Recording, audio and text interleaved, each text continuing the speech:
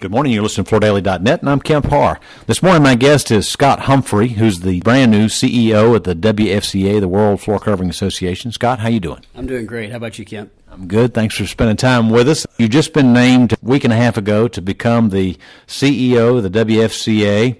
Let's talk a little bit about your background. Up until this point, you've spent almost 25 years at Shaw. You were the director, most recently, of Shaw's Aligned Dealer program.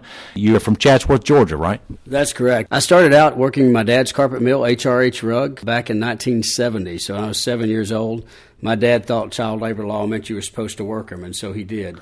And I grew up always in the industry. When my dad left the industry, my uncle stayed in it, and I would come back every summer and work with my uncle, and then joined Shaw in 1988 and have served in a lot of roles. I was a sales rep out in the field in Hagerstown, Maryland.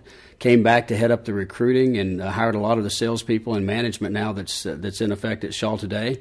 Moved over into training, enjoyed the speaking, the opportunity to impact people, and so was in training, moved to leadership development, and then the last 6 years have been heading up the Aligned Dealer program, as you mentioned.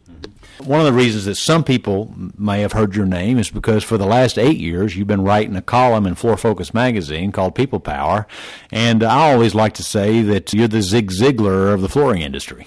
Well, I love helping people improve not only their business but their life. There's no doubt about it. That's what drives me. And I think a lot of what helped me make this decision to take the position and to leave 25 years of stability with Shaw to take on the head of the WFCA is the opportunity to have a greater impact on a greater number of people. I don't know about the Zig Ziglar thing. He was kind of a hero to me. And the writing, I'll tell you, I'm one of those people. Andy Andrews used to say that he doesn't like writing. He loves having written. That's me, but I love going back and looking at what I've said over the years. But I love most of all that you allow me to write things that are not just business related, but things that impact people's lives. Because in the end, if it impacts their life, they'll always take it to work. If it simply impacts their work, they may not use it and live it in their life. One of the things I know you and I agree on is that, going to work, you should never say, I've got to go to work, I get to go to work, right? Yeah, and that's exactly how I felt. I mean, I know there are people going, why would he leave 25 years? I can't think of a time in the 25 years I was with Shaw that I felt like I had to go to work. I always got to. I love the teams that I worked with. I've had some great people in all the capacities I mentioned previously, especially the team that I'm leaving right now. And it was probably the hardest part of my decision was leaving what I considered to be family. I mean, we went beyond a level. I'm not like a lot of leaders that put a wall up and say, okay, I'll know you at business, but I don't want to know your life. I do want to know the things that make you tick, the things that drive you, because if I know those things, I can obviously have a greater impact on the way that you use your skill set at work.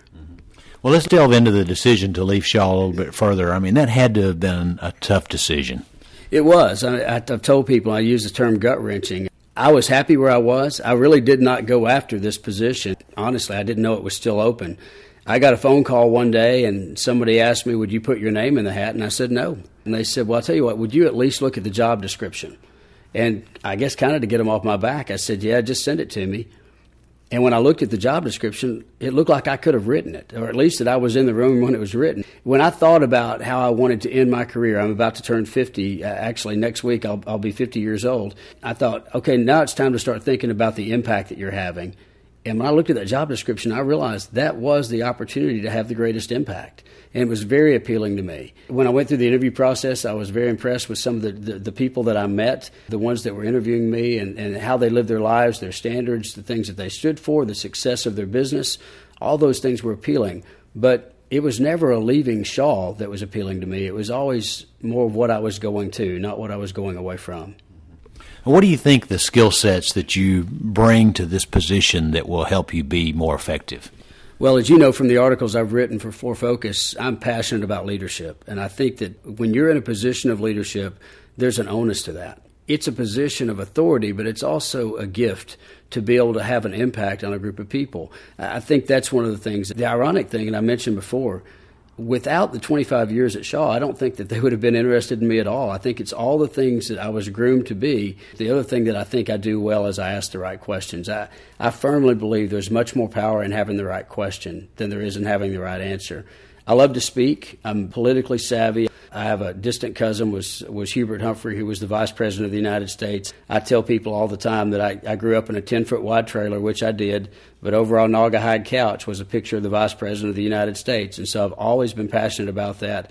I look forward to taking the issues that impact this industry and going and fighting for those things and fighting for the people that they represent. All right, let's talk about the WFCA. I mean, I know it's too soon for you to know exactly where they need to focus their time, but what do you think the purpose is and the role of the WFCA? Well, it is too soon for me to spell out a specific vision, but I can tell you that our role is to be relevant, and it's to be relevant in every realm. And we've got different channels that we need to be relevant with. We certainly need to be relevant with the end consumer. And if you look at the WFCA website, there is a website that is focused on the end consumer. But we also have to be relevant to the back office people, for those that do the installation, that are in the home, that have the customer-facing opportunities. To the retail sales associate, we have to be relevant. To the dealer, certainly we have to be relevant. And to the manufacturer, distributor, and all the other major players in the industry, whether it's the other organizations, all of them have a key role where we need to come together with one voice and simplify this whole thing for the consumer, but also when we're fighting on an issue, if we're on the same side, we certainly should be speaking with the same voice. Now let's talk a little about you personally. I know that you're a father, been married for a long time. You've got 4 kids, 3 of which came all at once, right? That's correct, and that frames a lot of the hindsight and insight that I share in my columns. I've got triplet daughters that are 10 years old, Faith Ann, Anna Grace, and Mary Kate, and I've got a son who's 14, Christian, and they keep us very active. My wife's name is Tanja. She was actually my childhood sweetheart, and we've been married now for going on 23 years. It'll be 23 years in August. They are very important to me and are very much supportive of this decision. Quite frankly, I went to them several times and said, how do you feel about this? Finally, my wife said, you know, I don't understand why you're struggling so much with this. This is an opportunity to use all the things you're gifted to do. Go do it. All right, so one of the quick things, you live in Chatsworth, Georgia. Some people may not even know where that is. It's about 15 miles east of Dalton, right at the foothills of some beautiful mountains. Talk a little bit about, are you going to have to leave Chatsworth, or what's the plan? No, I managed a group of people that were located all across North America in my previous role, and I will stay in Chatsworth. We did discuss this, but we came to the realization that if I moved west to Anaheim, where WFCA is based, all of my travel will be coming east. I don't see this as much of an office job. I see this as very much a relational job, being out where the people, the decision makers are. And so I will be traveling west each month to spend some time out there. But we've got a very phenomenal team out there that has managed this since the passing of Chris Davis. Cammie Wetzel has done a wonderful job as a general manager. Tom Jennings is doing a fantastic job doing some training for us. And so it's not necessary for me to be there all the time. I trust them. It's a great team out there of other staff members that are focused on the success of our independent retailers.